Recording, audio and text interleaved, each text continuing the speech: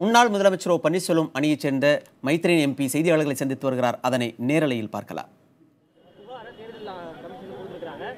ஒதுக்கப்பட்ட அந்த சின்னத்தை இரட்டை மின்விளக்கு கம்மோ அப்படின்னு இரட்டை இலையை குறிக்கிற மாதிரி நீங்க பயன்படுத்துறீங்க அப்படின்ற மாதிரியான ஒரு புகாரை தெரிவிச்சிருக்காங்க. இல்ல அது பொருள் எலெக்ஷன் கமிஷன்ல எப்படி அது இருக்கோ அதே மாதிரி தான் இருக்கு. அதெல்லாம் நாங்களா மாத்திக்கலையே. இல்ல அவர் இந்த மாதிரி புகார் காட்டுகிறது. தேர்தல் கமிஷன் தோல்வி பயம் தொகுதி மக்களுடைய நிராகரிப்பு அதைத்தான் காட்டுறது. எத்தனை நாள்ல இவங்க வந்து நியமனம் பண்ண போறாங்க சார்? ஒரு அது மாத்திரம் இல்ல இன்னொன்னு சொல்லியிருக்கோம்.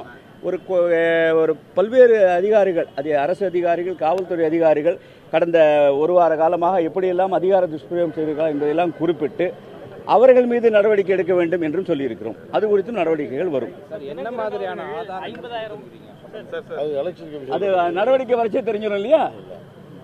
அதாவது ஆதாரம் சரியா இல்லைன்னா நடவடிக்கை இருக்காது, ஆதாரம் சரியா இருந்ததுன்னா நடவடிக்கை இருக்கும். அதை பார்த்து நீங்க புரிஞ்சுக்கலாம்.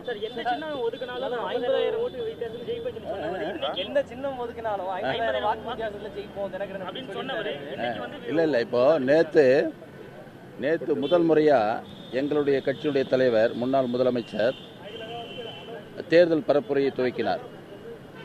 அங்கு பார்க்கிறீர்கள் என்று சொன்னால் எங்களுடைய தலைவர் புரட்சி தலைவி அம்மா அவர்கள் தேர்தல் சுற்றுப்பயணம் மேற்கொள்கின்ற பொழுது எப்படி வீட்டில் இருக்கின்ற சகோதரிகளும் தாய்மார்களும் வெளியில் வந்து ஆரவாரமாக வரவேற்பு கொடுத்து தங்களுடைய ஆதரவை தெரிவிப்பார்களோ அதை போலவே மரியாதைக்குரிய அண்ணன் ஓ பன்னீர்செல்வம் அவர்களுடைய தேர்தல் பரப்புரையிலேயும் அந்த பகுதி வாழ் மக்கள் விமர்சையாக வெளியே வந்து ஆதரவு தெரிவித்திருக்கிறார்கள்.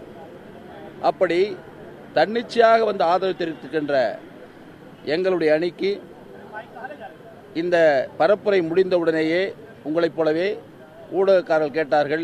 வெற்றி பற்றி கேட்டபொழுது 1,00,000 வாக்குகள் வித்தியாசத்தில் மரியாதைக்குரிய அண்ணன் மதுசூதனன் அவர்கள் வெற்றி பெறுவார்கள் என்று சொல்லியிருக்கிறார்.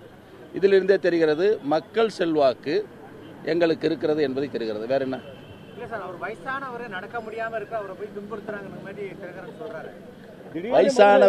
வயசானவரே நடக்க முடியாதுன்னு சொல்றதெல்லாம் அவருடைய இயலாமை.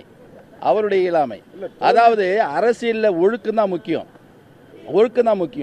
இவர் மாதிரி பெராகேஸ் இருக்கிறவங்க எல்லாம் வந்து தேர்தல் நடக்கும் போது நீண்ட காலமாக புரட்சி தலைவர் எம்ஜிஆர் அவர்களால் அடையாளம் காட்டப்பட்டு 72 இருந்து இந்த இயக்கத்தில் தொடர்ந்து பணியாற்றி எந்த விதமான சலனத்திற்கும் ஆட்படாமல், அது ஆட்சியில் இருந்தாலும் சரி, ஆட்சியில் இல்லை என்று சொன்னாலும் சரி, அல்லது ஆட்சியில் இருந்தபோது இவர்களுக்கு பொறுப்பு கொடுத்திருந்தாலும் சரி, பதவி கொடுக்கவில்லை என்று சொன்னாலும் சரி, 2 தலைவர்களையும் தலைமையில் வைத்துக்கொண்டு ஆடி இந்த இயக்கத்திற்காகவே வாழ்ந்து கொண்டிருக்கின்ற ஒரு முன்னோடியான ஒரு மூத்த தலைவர் மரியாதைக்குரிய அண்ணன் மதுசூதனன் அவர்கள்.